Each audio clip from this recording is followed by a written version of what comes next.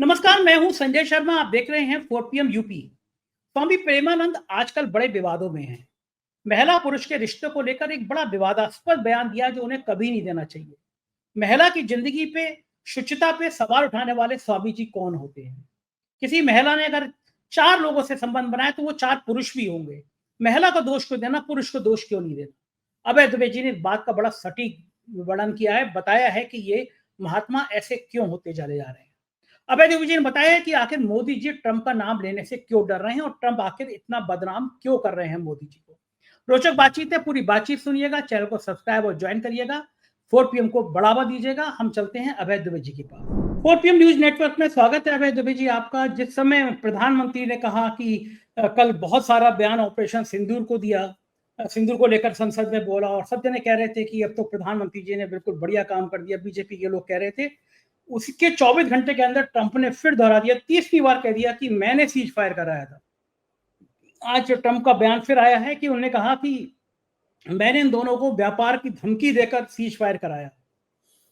राज्यसभा में मनोज झा ने एक बात अच्छी कही है। उन्होंने कहा ट्रंप बार बार झूठ बोलकर, अगर ये झूठ है तो, अगर प्रधानमंत्री मानते हैं झूठ है तो ट्रंप के विरुद्ध राज्यसभा में निंदा प्रस्ताव लाना चाहिए कि वो ट्रंप ऐसा कर करके प्रधानमंत्री का और भारत का नाम नीचा कर रहे हैं, भारत की छवि खराब करने की कोशिश कर रहे हैं। ये तो बहुत अच्छी बात है, दूध का दूध और पानी का पानी हो जाएगा।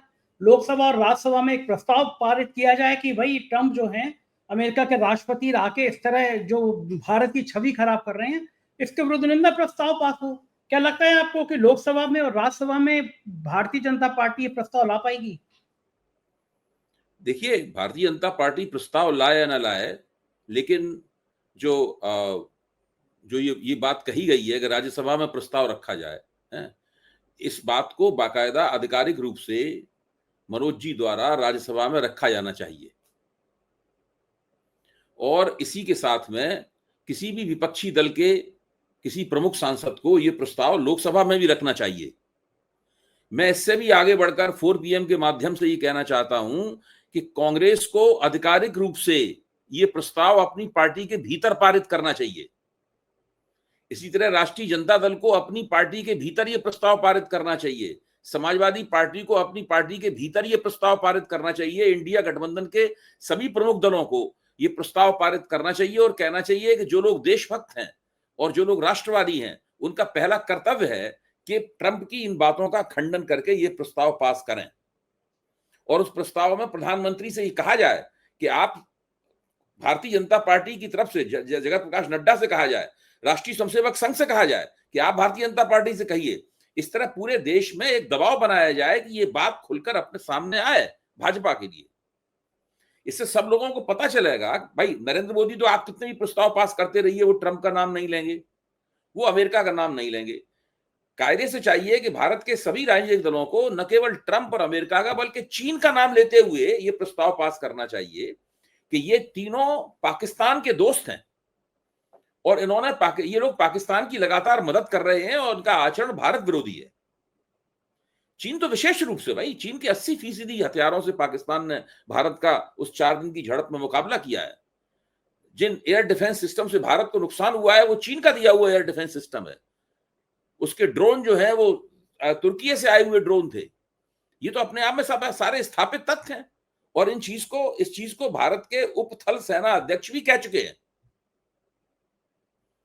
इस चीज को छुपाया नहीं जा सकता है। तो अगर राज्यसभा में विपक्ष की तरफ से ये बात आ जाएगी और रिकॉर्ड पे दर्ज हो जाएगी, रिकॉर्ड पे दर्ज होनी चाहिए, इसमें रिकॉर्ड से हटाने वाली कोई बात नहीं है। अगर मनोज जी इस बात को राज्यसभा में कहते हैं कि मैं उठकर अपनी पार्टी की तरफ से ये प्रस्ताव रखता हूं, तो विपक्ष के तमाम सांसद उसका समर्थन करेंगे और भारतीय जनता पार्टी को उसके ऊपर कोई ना कोई प्रतिक्रिया देनी पड़ेगी। स्वाभाविक है। हाँ भाई, वो कह सकते हैं, राज्यसभा के जो सभापति हैं हरिवंश जी, वो कहेंगे कि नहीं नहीं हम आपके प्रस्ताव को नहीं पेश होने देंगे या हम आपको खारिज करते हैं या हटाइए इसको, बाद में देखा, मतलब कुछ वो टालू मिक्सचर देंगे, उनको देने दीजिए, लेकिन वो रिकॉर्ड पे दर्ज होगी बात, उसको रिकॉर्ड से नहीं हटाया जा सकता। एक शालीन प्रस्ताव की भाषा में ये बात प्रस्ताव आना चाहिए ताकि उसको रिकॉर्ड से ना हटाया जाए। इसी तरह लोकसभा में ये प्रस्ताव आना चाहिए, उसको भी रिकॉर्ड से नहीं हटाया जाना चाहिए, लोकसभा में भी दर्ज हो जाएगा। उसके बाद भारत की प्रमुख पार्टियां जो नरेंद्र मोदी से मांग कर रही हैं, वो अपनी पार्टी की तरफ से प्रस्ताव पास कर सकती है, उन्हें कोई दिक्कत ही नहीं है। ताकि ताकि ये सब चीजें रिकॉर्ड पर आ जाएं कि भारत का पूरा संसदीय विपक्ष इस बात को इस तरीके से कह रहा है, उससे एक नैरेटिव सेट होगा। वो नैरेटिव जो प्रधानमंत्री और भारतीय जनता पार्टी की तरफ से बातें कही जा रही हैं, उसके समांतर नैरेटिव सेट होगा, उसका मुकाबला करने वाला, उसकी काट करने वाला नैरेटिव सेट होगा। तभी देश की जनता तय कर पाएगी कि हम इस नैरेटिव के पक्ष में जाएं या इस नैरेटिव के पक्ष में जाएं। देखिए, मनोज झा ने जो बात कही है, ये बात बहुत महत्वपूर्ण है। देखिए, जब तक भारत के तमाम विपक्षी दल अपनी अपनी तरफ से अपनी अपनी सर्वोच्च कमेटियों में ये प्रस्ताव नहीं पास करेंगे, या कई तरीके होते हैं। कांग्रेस का संसदीय दल बहुत बड़ा है, कांग्रेस के पास 100 सांसद तो लोकसभा में है और राज्यसभा के सांसद हैं। इन दोनों को मिलाकर कांग्रेस संसदीय दल प्रस्ताव पास कर सकता है राहुल गांधी के नेतृत्व में।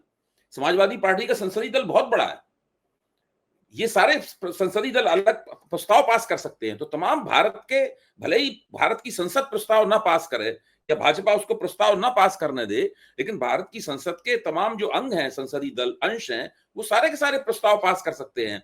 इन प्रस्ताव पास करने से एक तो सच्चाई सामने आएगी, भारतीय जनता पार्टी के ऊपर बड़ा दबाव जम के बनेगा, और साथ में मैं इस बात को फिर से दोहरा रहा हूं, अभी भी थोड़ी देर पहले इस बात को कह चुका हूं कि देश में एक नैरेटिव सेट होगा। देखिए, राहुल गांधी ने एक अनूठी बात कही है और उस बात को सब लोगों को संज्ञान लेना चाहिए और बार बार उस बात को दोहराना चाहिए, उसकी अनुगूंज होनी चाहिए, उसकी प्रतिध्वनियां होनी चाहिए देश में। राहुल गांधी ने कहा है कि ये ऑपरेशन सिंदूर के नाम का जो पूरा प्रपंच रचा गया है, ये कोई देशभक्ति की और राष्ट्रवाद की घटना नहीं है। उन्होंने कहा है नरेंद्र मोदी की छवि को बचाने के लिए रचा गया प्रपंच है। जब एक बार ये बात जो है ना, ये बात सब लोग कहने लगेंगे, तब फिर इसकी देश में अनुगूंजें होंगी, इसकी प्रतिध्वनियां होंगी, एक इको चैम्बर बनेगा उसके अंदर। ये बहुत जरूरी बात है। तो मनोज झा का ये जो वक्तव्य है, ये वक्तव्य बहुत महत्वपूर्ण है। ये वक्तव्य एक रणनीतिक इशारा करता है हमें, और हम लोगों को और विपक्ष को उस इशारे को पकड़ना चाहिए। ये बहुत जरूरी बात है। देखो, ठीक है अभय जी, आपको लगता है मोदी जी क्यों दब रहे हैं, क्यों डर रहे हैं, ट्रंप का नाम क्यों नहीं ले पा रहे हैं? मजबूरी ऐसी कौन सी आ गई है मोदी जी के सामने? आज फिर राहुल गांधी ने या प्रियंका गांधी ने शायद ये कहा है कि मोदी जी ट्रंप का नाम इसलिए नहीं लेना चाहते कि मोदी जी ट्रंप का नाम लेंगे तो ट्रंप नाराज होकर असलियत बता देंगे। यानी ट्रंप को कोई रहस्य पता है। वो कह रहे हैं ट्रंप को कोई ऐसी बात पता है जो कि ट्रंप बता देंगे। उस डर के मारे ये डरे, उसके डर के मारे इनकी फूंक सरकी हुई है, इसलिए ट्रंप का नाम नहीं लेना चाहते। इतना ज्यादा दबाव पड़ रहा है, सब लोग कह रहे हैं, भाजपा के अंदर भी बहुत से लोग, भले ही लोग बयान नहीं देते हैं, भाजपा के अंदर लोग बयान थोड़ा देंगे, वरना मोदी जी का रुतबा तो समाप्त हो जाएगा हमेशा हमेशा के लिए, अगर ये बयान भाजपा के अंदर से निकलने लगे। लेकिन लोगों के मन में तो बात है ही। अब जैसे इस तरह की बात सोशल मीडिया पे हेडिंग बन रहे हैं, क्या सवाल खत्म हुए? नहीं। क्या जवाब मिले? नहीं। और ये जो हेडिंग शीर्षक मैंने आपको बताए, ये शीर्षक कोई हमारे और आपके जैसे सरकार के आलोचक समझे न समझे हमारे लोगों द्वारा बनाए गए शीर्षक नहीं है। ये उन लोगों द्वारा बनाए गए शीर्षक हैं जो लोग कोई बहुत संकल्पबद्ध होकर भाजपा की और उनकी आलोचना नहीं करते। अगर वहां उन्हें कोई सकारात्मक बात दिखेगी तो उसकी प्रशंसा भी करेंगे। तो मैं ये कह रहा हूं कि ये बात, भारतीय सबसे बड़ी बात यह है कि मोदी जी ने कल जो भाषण दिया, या आज नड्डा साहब जो भाषण दे रहे हैं, या उससे पहले जो अमित शाह ने भाषण दिया, या राजनाथ सिंह जी ने जो भाषण दिया, ये सारे के सारे भाषणों का लक्ष्य वहां तक पहुंचना नहीं है जहां हम लोग बैठे हुए हैं। वहां तक पहुंचना है जो भाजपा के अपने समर्थक हैं। भाजपा के अपने समर्थकों को आश्वासन दे रहे हैं कि भाई आप और किसी तरीके से मत सोचो। इनको सबसे बड़ा डर यह है कि भाजपा के समर्थक ही इनके खिलाफ सोचना शुरू कर देंगे। देखिए, इनका जो चुनावी प्रदर्शन है वो तो अब एक कच्चे धागे से लटका हुआ है। वो कच्चा धागा टूटा, थोड़े से वोट इधर से उधर होने हैं, थोड़ी सी सीटें इधर से उधर होनी है, और भारतीय जनता पार्टी विपक्ष में बैठी हुई नजर आएगी 5 साल के लिए। कोई भाजपा को आपको सैकड़ों सीटें थोड़ा कम करनी है, भाजपा की 50 सीटें और कम कर दी, खेल खत्म, पैसा हजम, भारत माता की है। हाँ, लेकिन होगी कैसे? वो कैसी हो जाएगी बताइए? अरे वो कैसे होगी? पहले सीटें कैसे कम हुई थी भाई? पहले सीटें कैसे कम हुई थी? हम सब लोग, मैंने और आपने दोनों ने मिलकर एक स्वर में कहा था कि भाई इनकी 250 के आसपास सीटें आएंगी। 350 400 की बात हो रही है, 240 आई। अभी देखिए क्या होता है। जबकि उससे ठीक पहले इन्होंने 3 राज्यों में जबरदस्त चुनाव जीता था। मैं बार बार कहता हूं कि विधानसभा के चुनाव जीतने का मतलब ये नहीं है कि आप लोकसभा में भी सुरक्षित रूप से चुनाव जीत जाएंगे। आपको याद होगा 2019 से पहले उन 3 विधानसभाओं में भाजपा हार गई थी, लेकिन मोदी ने 2019 का चुनाव जीत लिया। 2024 के चुनाव से पहले भाजपा जीत गई थी, लेकिन 2024 के चुनाव में भाजपा ने बहुमत खो दिया। कोई संबंध ही नहीं है उसका। जब भाजपा वहां जीती तब वहां हारी, तब वहां जीती, और वहां जीती तो यहां हारी। ये दोनों, हरियाणा जीत जाने से दिल्ली लोकसभा का चुनाव जीतने का क्या संबंध है? कोई संबंध नहीं है उसका उससे।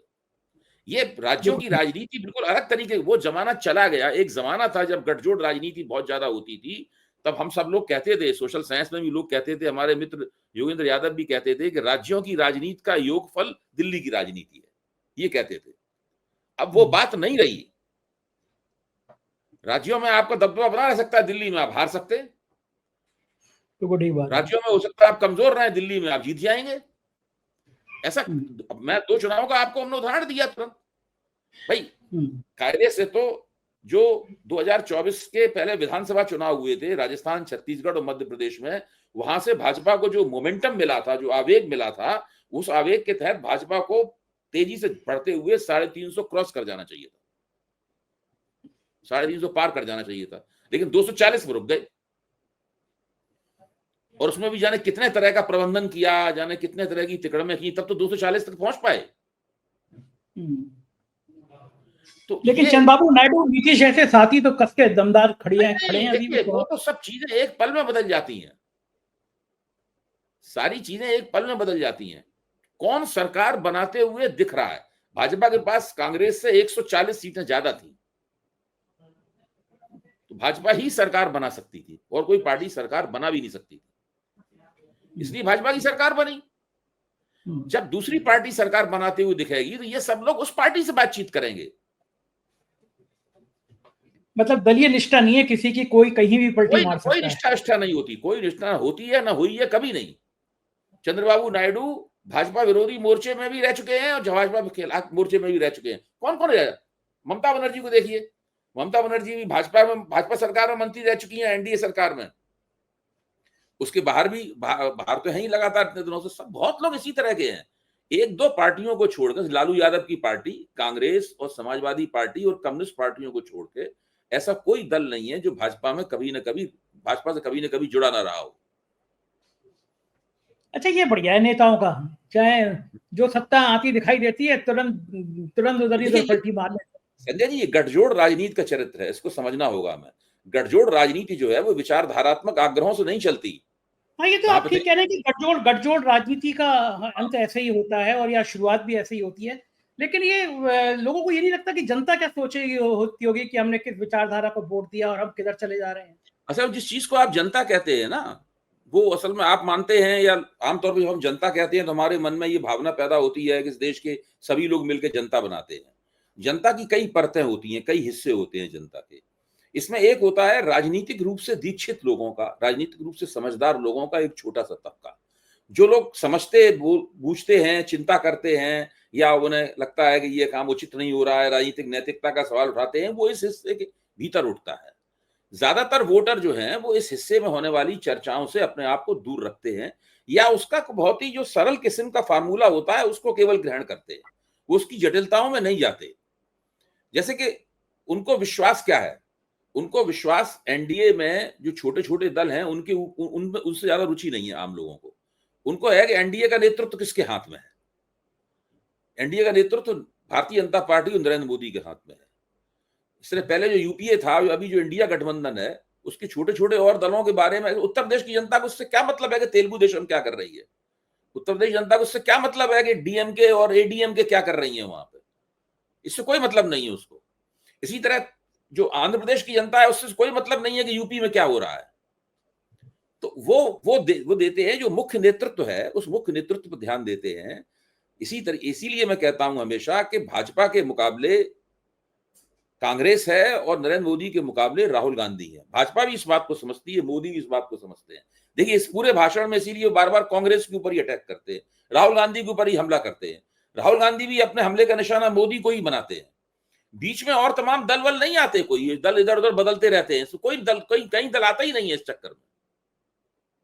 यहां तक कि राहुल की जो लाइन है, बाकी दल भी उसी लाइन का पालन करते हैं। इसी तरीके से एनडीए में दूसरे दल हैं, मोदी की जो लाइन है उसी लाइन का पालन करते हैं।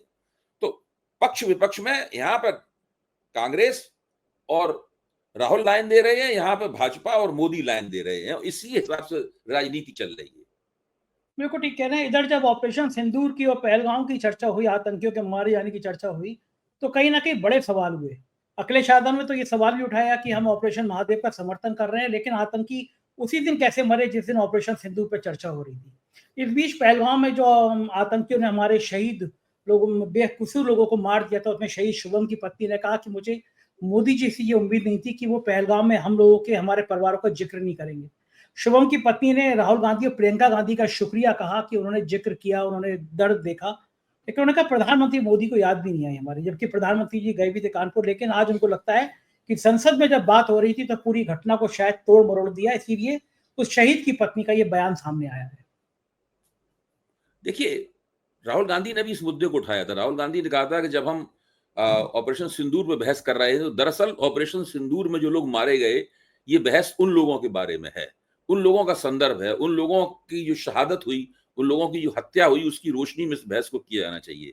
लेकिन भारतीय जनता पार्टी ने उनका कोई नाम नहीं लिया। भारतीय जनता पार्टी ने उनके प्रति कोई उनका नाम लेने में, उन्हें याद करने में कोई दिलचस्पी नहीं दिखाई। और वही कारण है, आप देखिए ना, भाजपा के एक नेता थे हरियाणा के, राज्यसभा के एमपी थे, तो उन्होंने क्या कहा था कि जो महिलाएं जो वो दरअसल उनके अंदर अहिल्याबाई होलकर जैसा पराक्रम नहीं था, वरना वो उनसे निवेदन क्यों करती। तो वो इस तरह की बातें ये लोग करते रहे हैं। कर्नल सोफिया कुरैशी के बारे में जो बदजबानी करने वाले कौन है, वो भारतीय जनता पार्टी के लोग हैं। दरअसल भारतीय जनता पार्टी ये मानती है कि इस प्रकार की बातें करने से वो चुनाव जीतते हारते नहीं है। चुनाव जीतने हारने के हथकंडे युक्तियां दूसरे किस्म की हैं, उनको अपनाकर वो चुनाव पर असर डालेंगे। यहां पर लोकसभा में तो उन्हें कांग्रेस के ऊपर हमला करना है, कांग्रेस को एक राष्ट्र विरोधी और राक्षसी पार्टी के तौर पर कांग्रेस को पेश करना है। इस काम में वो लगे रहते हैं। इससे उन्हें उन पर कोई फर्क नहीं पड़ता कि जो पहलगाम की बैसरण घाटी में जो मारी गई हैं उन महिलाओं का दुख दर्द क्या है। अच्छा, वो ये तैयारी बहुत की होगी कि विशेष सत्र इसीलिए लेट बुलाया जाए क्योंकि बहुत सारे ठोस जवाब हमें देने नहीं है, पहले हल्ला गुल्ला कराओ फिर माहौल ऐसा बनाओ।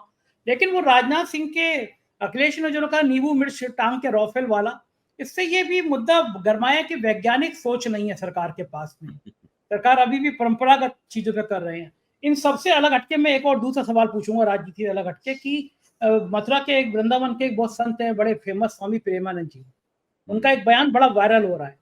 उससे पहले एक और कथावाचक का बयान वायरल हुआ जिन्होंने महिलाओं के बारे में आपत्तिजनक बयान दिया। प्रेमानंद जी का एक बयान, बड़ा खराब सा बयान वायरल हो रहा है कि 100 में से 2-4 लड़कियां ऐसी होती हैं जो पवित्र होती हैं, वरना किसी के 4-4 बॉयफ्रेंड होते हैं, किसी आदमी के 4-4 गर्लफ्रेंड होती हैं। ऐसे लोग क्या किसी के अच्छे पति होंगे, क्या अच्छे पत्नी होंगे। ये संत समुदाय के लोग इस तरह की बातें क्यों करते हैं? किसी महिला से अगर किसी व्यक्ति से बात करेंगे या किसी के संबंधों में, तो इन संतों को क्या समस्या है? संत ऐसी बातें क्यों करते हैं? बहुत बहस चल रही है देश में। इसके पीछे 2 कारण है। पहला कारण तो ये है, जिसको हम सब लोग जानते हैं, कि नैतिकता, पवित्रता और संस्कृति का ठेकेदार केवल महिलाओं को समझ लिया गया है। खासतौर से हिंदुओं में नहीं, मुसलमानों में भी ये प्रवृत्ति है, भारत की ईसाइयों में भी ये प्रवृत्ति है। आप सोचिए जरा इस बात को, जो व्यक्ति ये कहता है कि केवल वो स्त्रियां पवित्र नहीं होती हैं, तो आखिरकार अगर उसी की भाषा में हम इस्तेमाल करें तो उसको अपवित्र किसने किया होगा? उन स्त्रियों को पुरुष ने किया होगा। पुरुष ने किया होगा। तो उन पुरुषों का नाम नहीं लेते। भाई सवाल ये है कि कैसे हुई स्त्रियां अपवित्र? ये बिल्कुल उसी तरीके से पुरुषों पर आरोप लगाया जाए कि ये इन पुरुषों के जो है विवाहितर संबंध होते हैं, पुरुष जो है वो चरित्रहीन है।